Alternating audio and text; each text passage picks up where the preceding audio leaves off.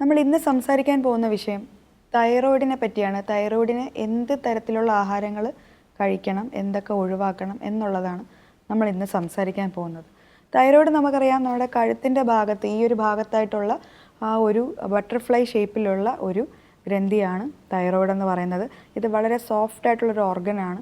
അപ്പോൾ നമ്മൾ ആ ഒരു ബട്ടർഫ്ലൈ ഷേപ്പ് എന്നുള്ളത് എപ്പോഴും ഈ ഒരു ഇതിൻ്റെ ഒരു സ്പെസിഫിക് ആയിട്ടുള്ളൊരു ഇതാണ്, ബട്ടർഫ്ലൈ ഷേപ്പിലാണ് ഈ ഒരു ഗ്രന്ഥി വരുന്നത് എന്നുള്ളത്. അപ്പോൾ ഇതിൽ നമ്മൾ ഇന്ന് എന്തൊക്കെയാണ് ഇതിൻ്റെ ഫങ്ഷൻ എന്നാണ് ഇപ്പോൾ ആദ്യം നോക്കാൻ പോകുന്നത്. അപ്പോൾ പൊതുവേ നമ്മുടെ ബോഡിയിലുള്ള പലയിടത്തും നമ്മുടെ ബോഡിയിൽ മൊത്തത്തിലുള്ള ഒരു ഫങ്ഷനിൽ ഈ തൈറോയിഡിന് മുഖ്യമായിട്ടുള്ളൊരു പങ്കുണ്ട്.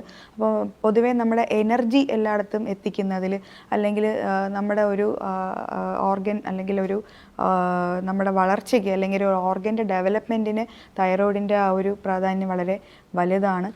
പിന്നെ മെറ്റബോളിസം കറക്റ്റായിട്ട് നടക്കുന്നതിന് പ്രധാനമായിട്ടൊരു ഹോർമോൺ ഉണ്ടാക്കുന്നത് ഈ ഒരു തൈറോയിഡാണ്. അപ്പോൾ ആ ഒരു കാര്യങ്ങളെല്ലാം കൺട്രോൾ ചെയ്യുന്നതെല്ലാം തൈറോയിഡാണ്. അപ്പോൾ നമ്മൾ ഇതിൽ കൂടുതലും നമ്മൾ കാണുന്നത് ഹൈപ്പോ തൈറോയിഡ് ആയിട്ടുള്ളൊരു സിറ്റുവേഷനാണ്. അപ്പോൾ തൈറോയിഡ് TSHൻ്റെ ഹോർമോൺ കൂടി നിൽക്കുന്ന ഒരു അവസ്ഥയാണ് ഹൈപ്പോ തൈറോയിഡ് എന്ന് പറയുന്നത്. അപ്പോൾ അത് നമ്മളിപ്പോൾ അങ്ങനെ ഒരു അവസ്ഥ വരുമ്പോൾ നമ്മൾ എന്തൊക്കെയാണ് ശ്രദ്ധിക്കേണ്ടതെന്നാണ് നമ്മൾ നോക്കുന്നത്.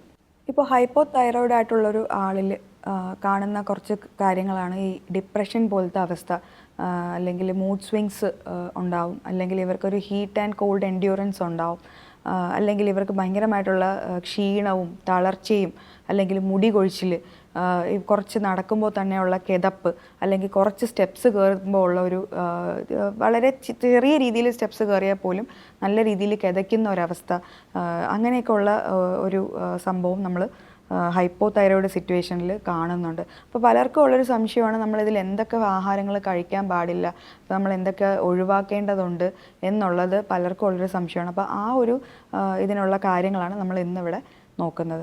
ഇപ്പോൾ 100 പേരെടുക്കുകയാണെങ്കിൽ അതിലൊരു 3 അല്ലെങ്കിൽ 5 പേർക്കെങ്കിലും ഇപ്പോൾ തൈറോയിഡ് ഡിസോർഡർ ഉണ്ട്. അപ്പോൾ അതൊരു വളരെ കോമൺ ആയിട്ട് മാറിക്കൊണ്ടിരിക്കുകയാണ്. നമ്മൾ ഡയബറ്റീസ്, BP എന്നൊക്കെ പറയുന്ന പോലെ കോമൺ ആയിട്ട് മാറിക്കൊണ്ടിരിക്കുകയാണ് ഇപ്പോൾ തൈറോയിഡ് പ്രശ്നങ്ങൾ. അപ്പോൾ അതുകൊണ്ട് നമ്മളിത് ശ്രദ്ധിച്ച് മനസ്സിലാക്കിയിരിക്കണം. അപ്പോൾ ഇതിൽ എന്തൊക്കെ നമ്മൾ ഒഴിവാക്കാം, അല്ലെങ്കിൽ ഒഴിവാക്കാനെന്ന് പറഞ്ഞു കഴിഞ്ഞാൽ തീരെ നിങ്ങളങ്ങ് കഴിക്കാണ്ടിരിക്കണം എന്നല്ല, നിങ്ങൾ ഇപ്പോൾ കഴിക്കുന്ന അളവ് നല്ല രീതിയിൽ കുറച്ചാലും മതിയാവും. ഒഴിവാക്കുക എന്നുള്ളത് നിർബന്ധമല്ല. നിങ്ങൾ കഴിക്കുന്ന അളവ് തീരെ കുറയ്ക്കുക, അല്ലെങ്കിൽ ഇപ്പോൾ എന്നും കഴിക്കുന്ന ഒരാളാണെങ്കിൽ വീക്ക്ലി വൺസ് ആക്കുക, അല്ലെങ്കിൽ വല്ലപ്പോഴും മാത്രം അത്യാവശ്യമെങ്കിൽ മാത്രം കഴിക്കുന്ന ഒരു സിറ്റുവേഷൻ ആക്കിയാൽ തന്നെ ഇത് കൺട്രോൾ ചെയ്യാൻ പറ്റും. അപ്പോൾ നമ്മൾ എന്തൊക്കെയാണ് അത് കൺട്രോൾ ചെയ്ത് കഴിക്കേണ്ടത് എന്ന് നമുക്ക് നോക്കാം. ഇപ്പോൾ ഒഴിവാക്കേണ്ട ആഹാരങ്ങളിൽ ഞാനൊരു 5 ഗ്രൂപ്പ് ഓഫ് സാധനങ്ങൾ പറയാം. അപ്പോൾ അതിൽ ആദ്യം പറയുന്നതെന്ന് പറഞ്ഞാൽ സോയാബീൻസാണ്. സോയാബീൻസിലെന്ന് പറയുമ്പോൾ ഐസോഫ്ലേവോൺസ് എന്ന് പറഞ്ഞൊരു സംഭവമുണ്ട്.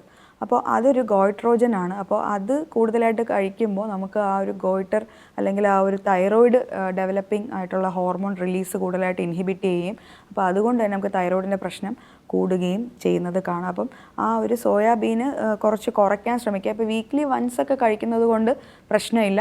എന്നാൽ എന്നും കഴിക്കുന്നവരൊക്കെ ആണെങ്കിൽ, ഇപ്പോൾ ചിലപ്പോൾ വെജിറ്റേറിയൻസ് ഒക്കെ മിക്ക ദിവസവും യൂസ് ചെയ്യുന്നവരൊക്കെ കാണും.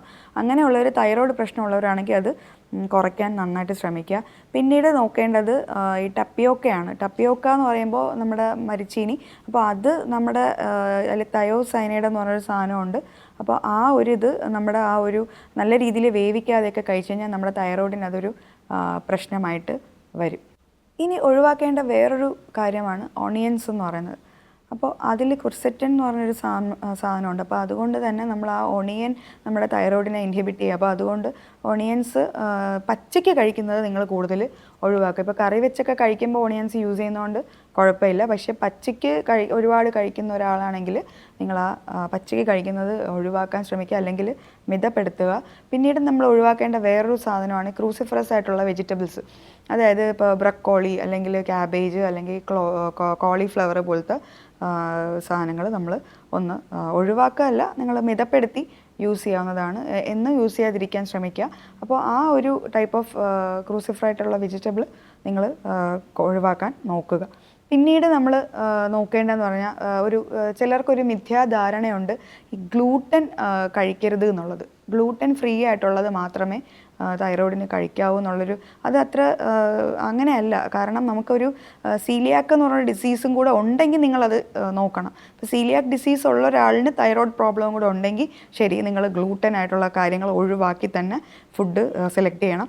ഇപ്പം അങ്ങനെയല്ല, നിങ്ങൾക്ക് തൈറോയ്ഡ് മാത്രമേ പ്രശ്നമുള്ളൂ എന്നുണ്ടെങ്കിൽ നിങ്ങൾ ഒരിക്കലും ഗ്ലൂട്ടൻ ഫ്രീ ആയിട്ടുള്ള കാര്യങ്ങൾ അല്ലെങ്കിൽ ചപ്പാത്തി കഴിക്കാൻ പാടില്ല, കാർബ് കഴിക്കാൻ ഗ്ലൂട്ടൻ ആയിട്ടുള്ള മൈദയായിട്ടുള്ള കാര്യങ്ങൾ കഴിക്കാൻ പാടില്ല എന്നുള്ളത് ഒരിടത്തും അങ്ങനെ പ്രൂവ് ചെയ്ത് വെച്ചിട്ടില്ല. അപ്പോൾ നിങ്ങൾക്ക് സീലിയാക് ഡിസീസ് കൂടെ ഉണ്ട് എന്നുണ്ടെങ്കിൽ നിങ്ങൾ ഈ ഒരു ഗ്ലൂട്ടൻ ഫ്രീ ആയിട്ടുള്ള ആഹാരം ചൂസ് ചെയ്യേണ്ടത് അത്യാവശ്യമാണ്.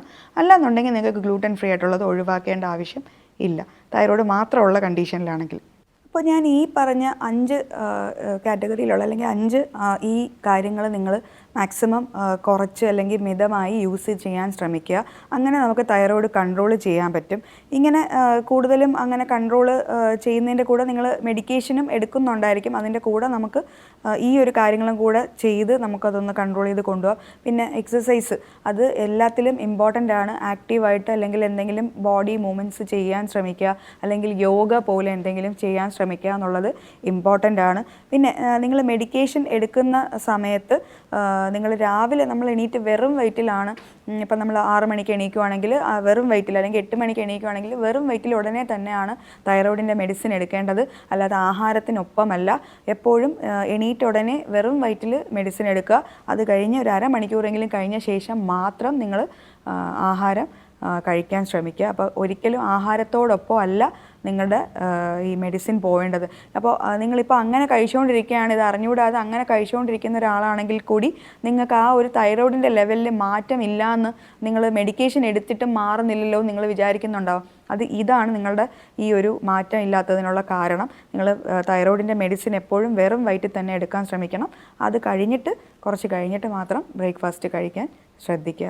അപ്പോൾ ഇത്രയും കാര്യങ്ങൾ നിങ്ങൾ വളരെ ശ്രദ്ധിച്ച് മനസ്സിലാക്കുകയും അത് നിങ്ങളുടെ ലൈഫിൽ അത് ഇൻഡ്യൂസ് ചെയ്യാനും ശ്രമിക്കുക.